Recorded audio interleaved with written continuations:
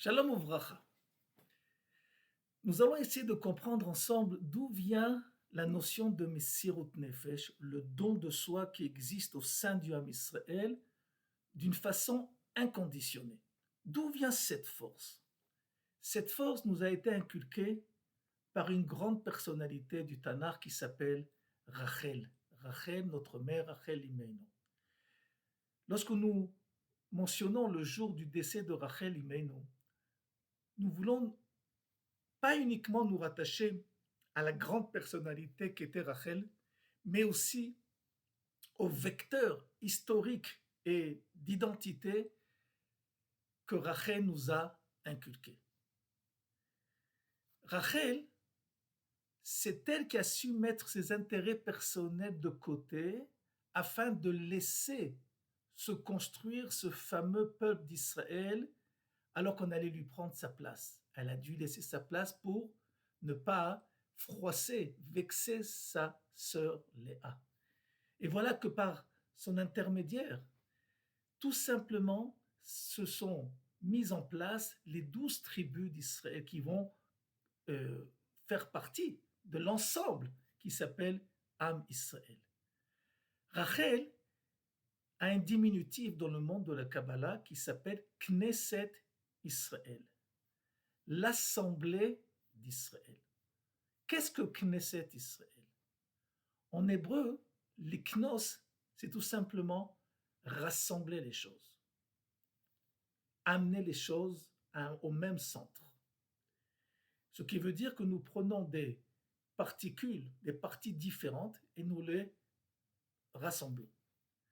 Ce que Rachel a compris au moment où elle va laisser sa place à sa sœur, c'est que le train, l'idéologie, l'identité qui s'appelle Israël ne peut avancer qu'à deux conditions. Un, d'abord, que je sache laisser ma place particulière, au même communautaire, lorsque l'idée essentielle, c'est celle du Ham Israël.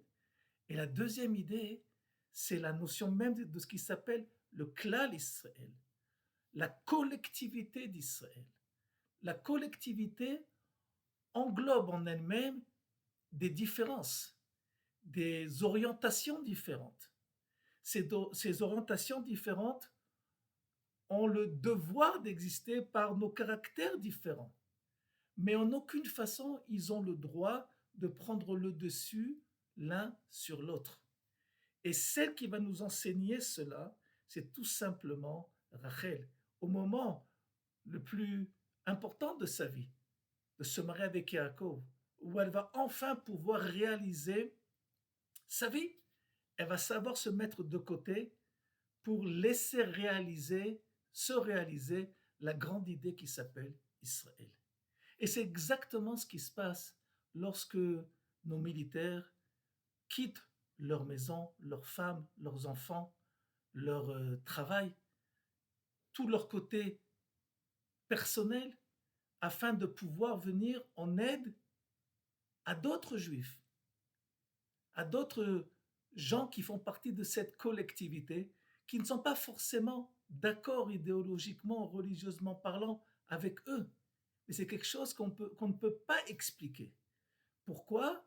Parce que ça provient d'une notion d'identité extrêmement profonde qui est au-delà de toute réflexion rationnelle. Et c'est exactement ce que nous a enseigné Rachel. Elle a laissé sa place particulière pour laisser grandir, naître et grandir la notion d'Israël. Nos militaires réalisent tout simplement le programme et dévoilent l'identité de notre mère, Rachel Imeinu.